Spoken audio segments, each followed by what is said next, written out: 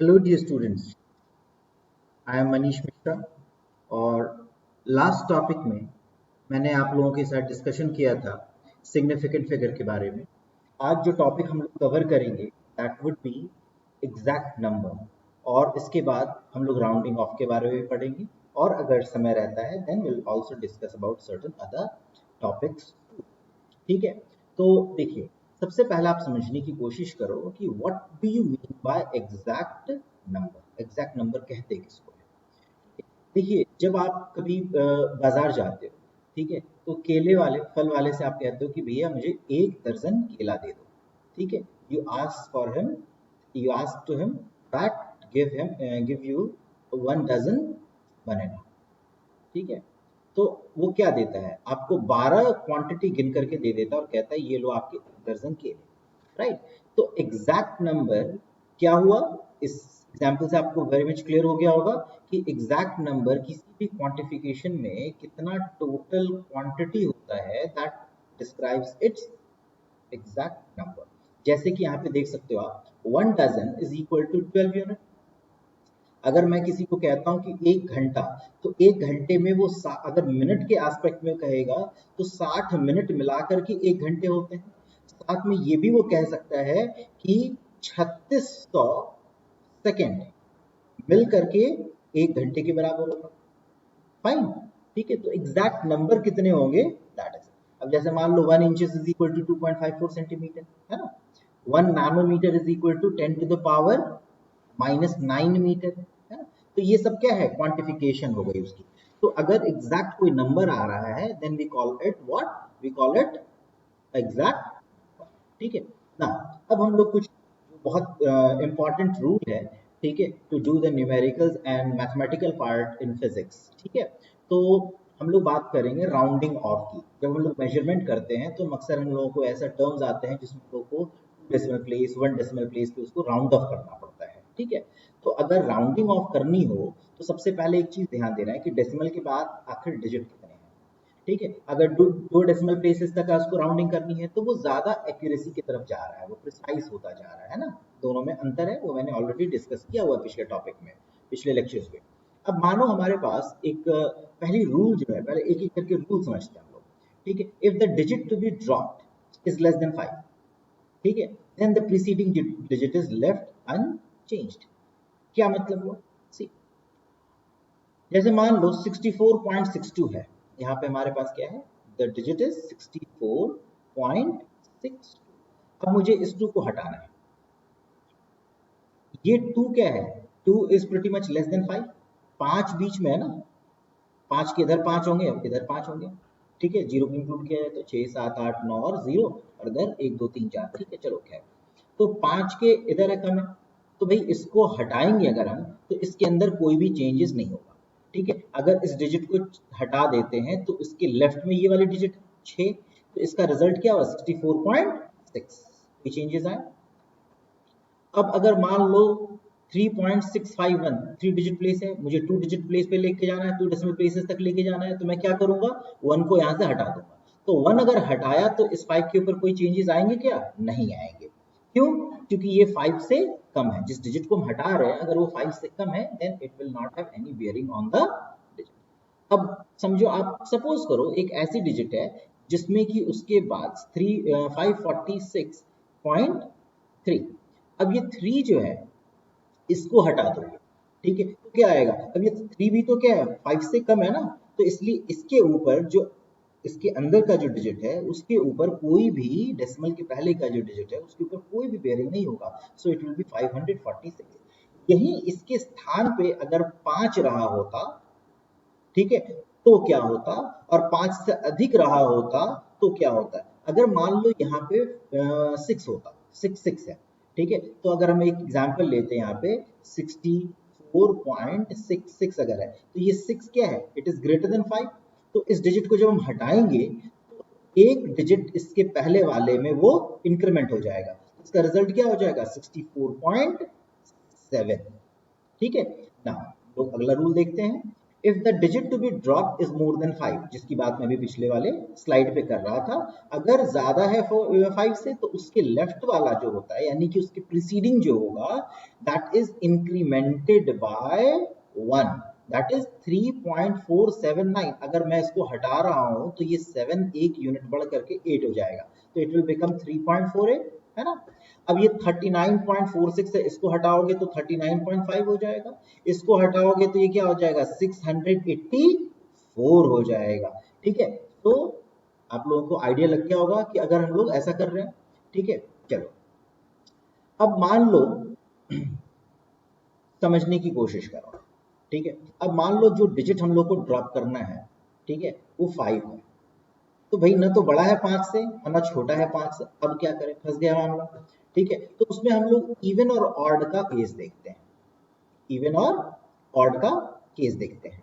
ठीक है, तो अगर कोई इवन नंबर है, ठीक है, अगर कोई इवन नंबर है तो उसके ऊपर कोई चेंजेस नहीं आएंगे। जैसे यहाँ पे 62.354 है, ठीक है, 5 को मुझे हटाना है, तो 5 से पहले क्या है 3 है, 3 क्या है 3 इज एन ऑड नंबर।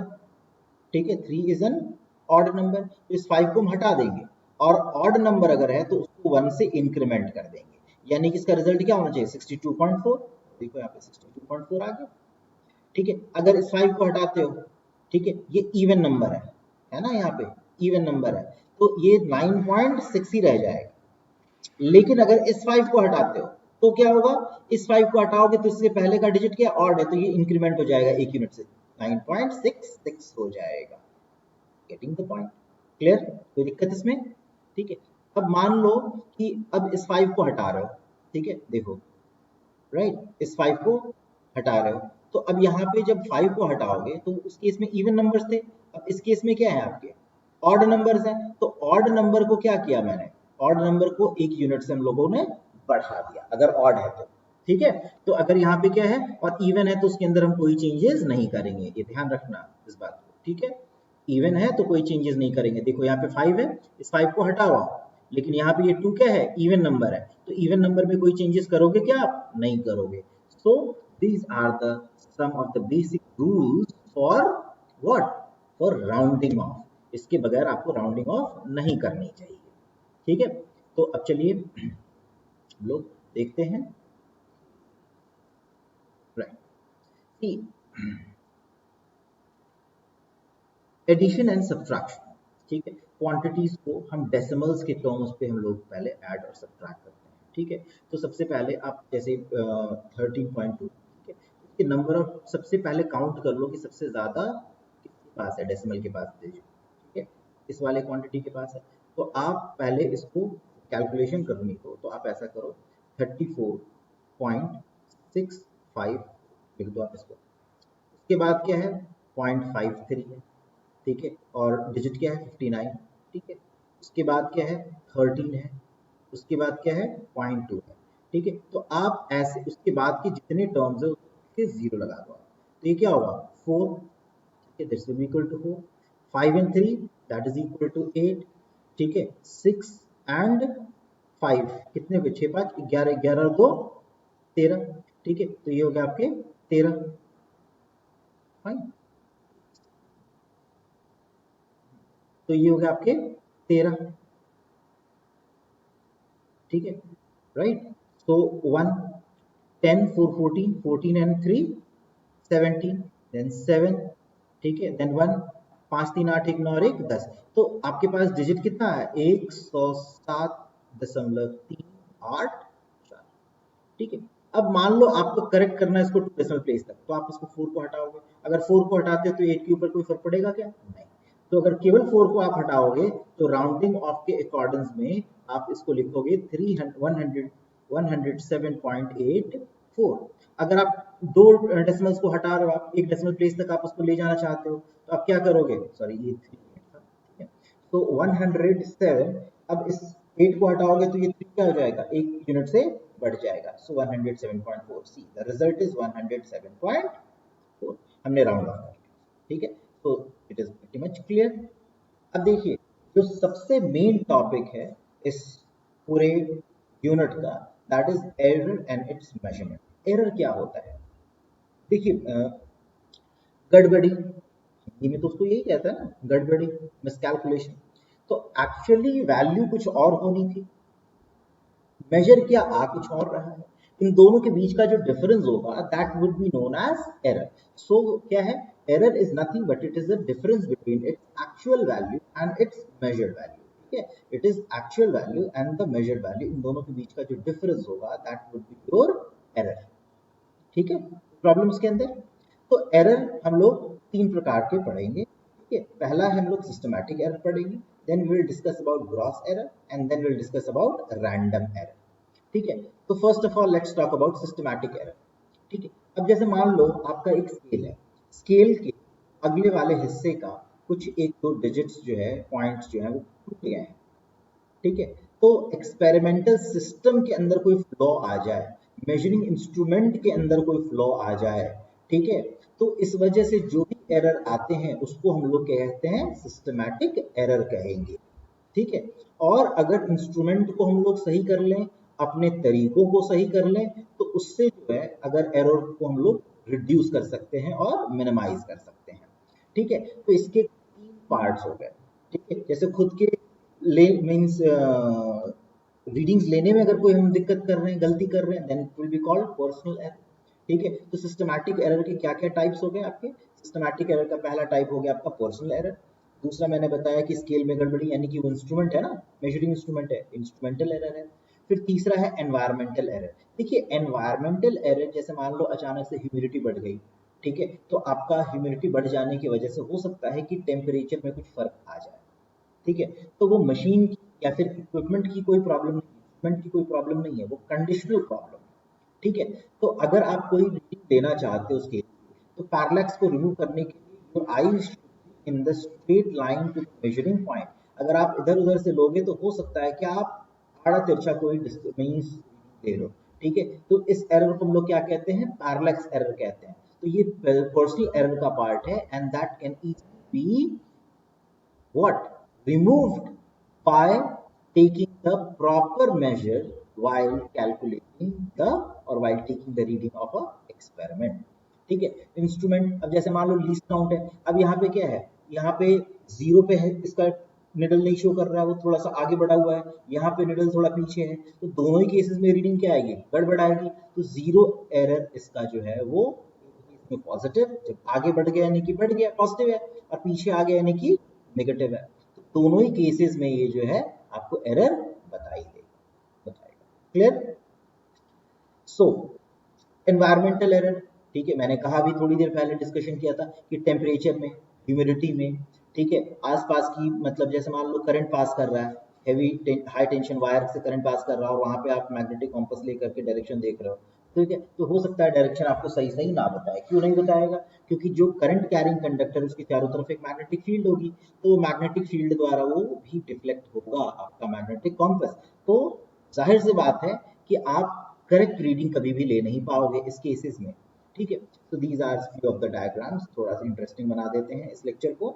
ठीक है, you can see people are working on certain experimental tools. ठीक है, और उसमें अगर फॉल्टी अगर नेचर हुआ तो आप, क्योंकि देखो प्रिसिशन जो होता है वो बहुत ज़रूरी है फिजिक्स के एक्सपेरिमेंट के लिए। अगर आप प्रिसाइज नहीं होगे, ठीक है, नैनोमीटर, फेम्टोमीटर, ठीक है, माइक्रोमीटर, मतलब और आप कम होते चले जाओ, नैनोमीटर और कम चले जाओ, ठीक है, तो उतनी डिस्क्रिप्शंस तक आप, उतनी डिविजन्स तक चीज़ों को आप एक्यूरेट करने की कोशिश यहाँ पे कर रहे हैं, तो वहाँ पे थोड़ी सी भी गलती जो है that will not be acceptable, वो क्षम्य नहीं होगा। ठीक है ना, अब हम बात करते हैं ग्रॉस एरर। सपोज करो आपके क्लासरूम में 25 बच्चे हैं, एक बच्चे ने मतलब 0.1 का एरर किया, दूसरे बच्चे ने 0.2 का एरर किया, इसी तरीके से कई बच्चों ने 0.1 0.2 ऐसे करके एरर किया, हम सबको ऐड कर देंगे, दैट इज टोटल एरर। ठीक है, अगर हम लोग टोटल एरर निकाल लेते हैं इस केस में, then such error are referred to as a gross error. ठीक है, ये ग्रॉस एरर क्या है? तब होते हैं जब हम लोग रीडिंग अगर ले रहे हैं और कैलकुलेशन करते हैं उसके अंदर कोई चेंजेस आ जाए, सच एरर्स, जैसे मान लो किसी ने कहा कि 16, तो किसी को सुनाई दिया वो 60 कह रहा है, तो 16 की जगह पे 60 लिख दिया ना आपने, तो अब एवरेज वगैरह अगर निकालोगे तो गड़बड़ी होगी कि नहीं होगी? ठीक है, तो such error are of nature of gross error, gross error. Fine, problem.